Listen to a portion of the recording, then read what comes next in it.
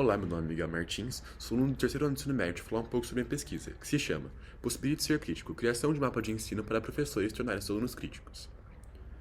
A autonomia intelectual e a criticidade, pilares fundamentais nas obras seminais de Freire, emergem como premissas indispensáveis ao desenvolvimento humano e à metamorfose social, evidenciando a imperatividade de uma postura reflexiva e crítica. No menos influente, Rousseau e Freire já preconizavam a urgência de uma pedagogia voltada ao fenômeno da autonomia intelectual, da ética do pensamento crítico e instrumentos que esses preparam o indivíduo para uma inserção social ativa.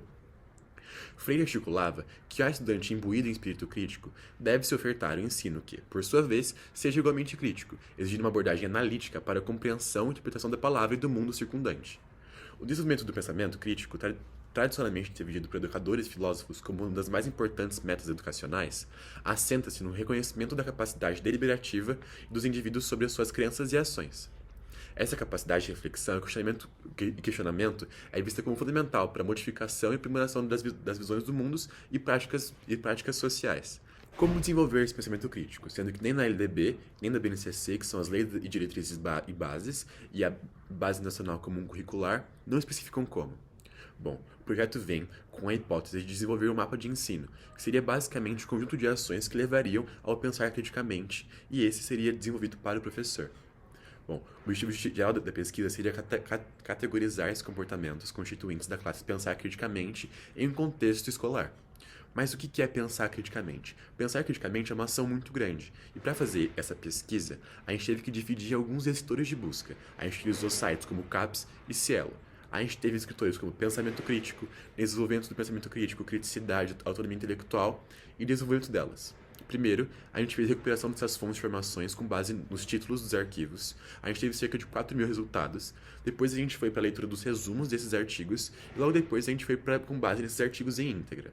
Após isso, a gente selecionou alguns trechos deles que teriam as capacidades de desenvolver o pensar criticamente em textos de fontes de informação. Depois, a gente fez uma análise com base na tríplice contingência, que seria basicamente uma divisão desses trechos para conseguir achar essas classes de estímulos consequentes. Então, a gente colocou as referências, os trechos selecionados, as classes de estímulos antecedentes, que seriam basicamente o contexto, a classe de resposta, que foi o que aconteceu, depois a reação do indivíduo, que seriam os estímulos consequentes. Após isso, a gente montou uma tabela. Essa tabela foi passada para alguns juízes, que são 4 psicólogos analistas de comportamento, que avaliaram a objetividade, concisão, clareza e precisão dessas tabelas. Bom, logo após isso, a gente teve o resultado que, sim, essas tabelas são viáveis, e a próxima etapa seria a organização em tabelas de todos esses comportamentos divididos em níveis. Ou seja, o nível 1 seria ações bem mais complexas, como, por exemplo, como desenvolver o pensamento crítico em sala de aula. A gente teve, no total, 5 etapas dessas. Então, a gente teve desenvolver as capacidades básicas para o pensamento crítico, planejar atividades que extinguem o pensamento crítico, desenvolver o pensamento crítico através do diálogo, e cada uma dessas teriam as classes de nível 2. Seriam classes menos complexas, ou seja, mais fáceis de se desenvolver. A gente pegou algumas dessas. Uma pesquisa ainda está em andamento, a gente conseguiu fazer apenas com uma, que foi desenvolver capacidades básicas para o pensamento crítico. A partir disso, a gente decompôs essa ação e teve, no total, 9 outras ações menores para conseguir fazer essa. E essa, sim, desenvolveria o pensamento crítico. Depois da junção de várias outras ações, a gente poderia, no final, ter um mapa de ensino.